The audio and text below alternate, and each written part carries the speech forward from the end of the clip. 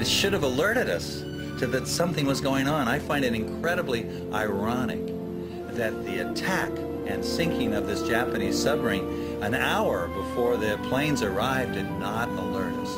And I just find that to be amazing. Ballard's tight schedule only allows him 2 weeks for the mission, sponsored by National Geographic. But the search area isn't too large, and he does have the right equipment. Now, all he needs is a little luck. We gotta get it out.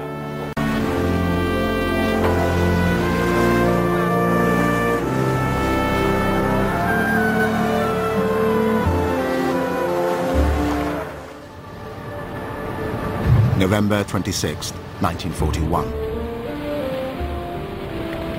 The Japanese armada slipped out of port and headed east through wintry seas. 6 carriers were grouped at the center of the formation, surrounded by a protective ring of cruisers, battleships and destroyers, some 30 ships in all. Because the success of the mission rested on taking the Americans totally by surprise, their route would take them well north of commercial shipping lanes.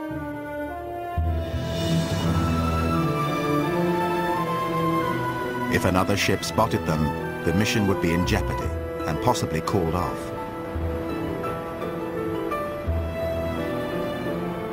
Strict radio silence was maintained at all times as the attack force moved into position, while far to the south, 5 Japanese submarines were already closing in on the island of Oahu.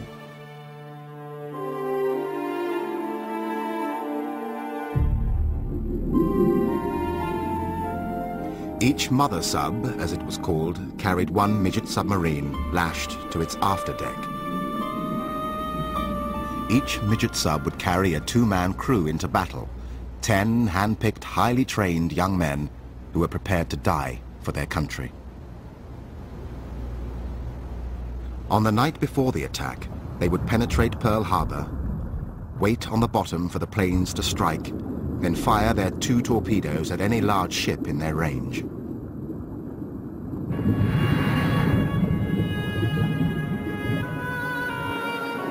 If circumstances permitted, they would try to leave the harbor and rendezvous with the mother subs. But no one really expected the submariners to return. 当時の我々の気持ちとしてはですね、悲壮な感じいうのはありませんね。 There was no sense of impending tragedy. Everyone felt that we were simply carrying out our duty by taking part in military action, though I felt that they might never make it back.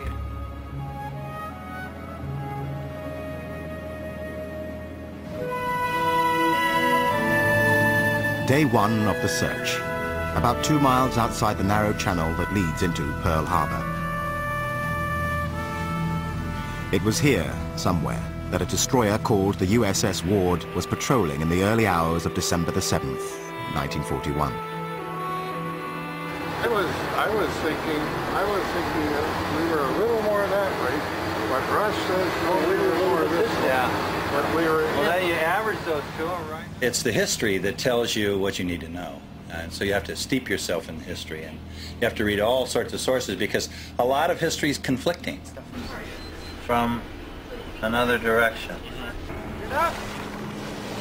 Ballard decides the work will go faster if he adds another machine to the mix, a remotely operated vehicle called Little Herc.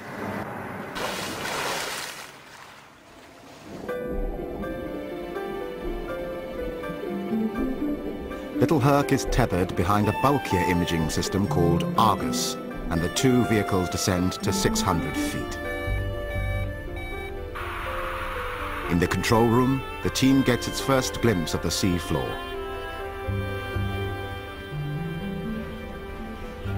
There's what's this coming up? The cylinder. Is that a torpedo? No. Piece of pipe. This is really exciting. Every little thing looks like part of it. Well, it looks like it. These are depth charges. There's a whole bunch of them. There's another one. As the first few days of the search come to an end, they've seen a lot of debris and not much else.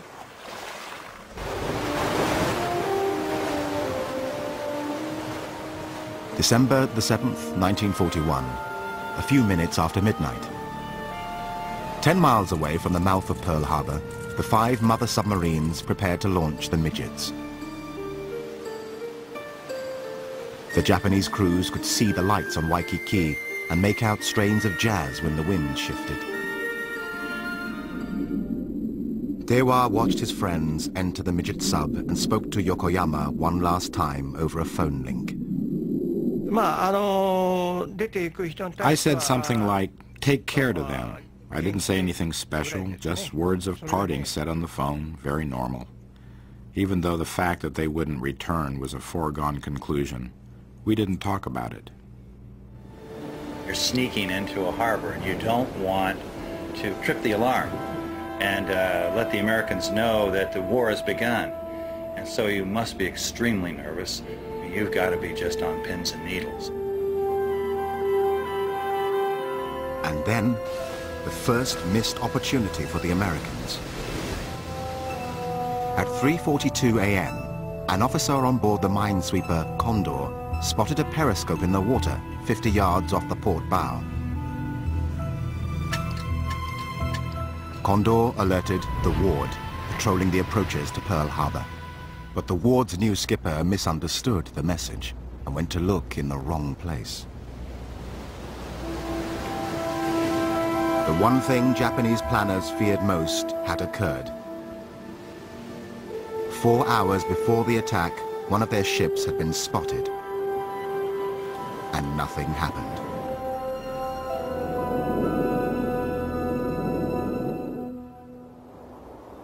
Sunday, December the 7th, around dawn.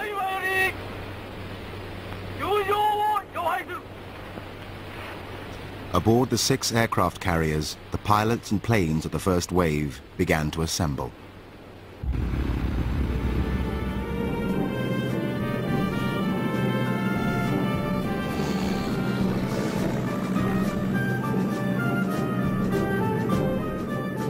At about 6:20 a.m., the planes formed up and headed south. At almost the same time as the first wave turned toward Oahu, the U.S. Navy got its second report of intruders near the harbor. At 6:30 a.m., a lookout on the freighter Antares spotted another submarine periscope, then a conning tower. Once again, the Ward raced to investigate. And this time, the destroyer found what she was looking for.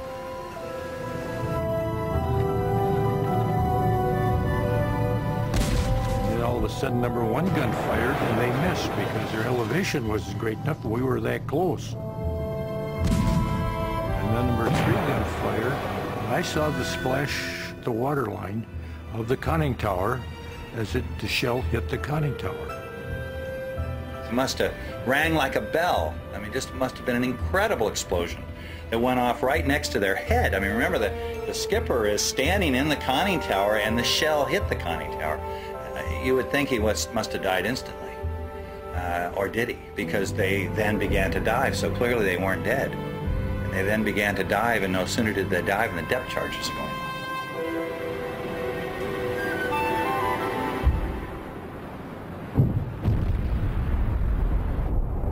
Exploded, and I didn't see the submarines that came up, and I'm told that it came up, rolled over, and then went back down again.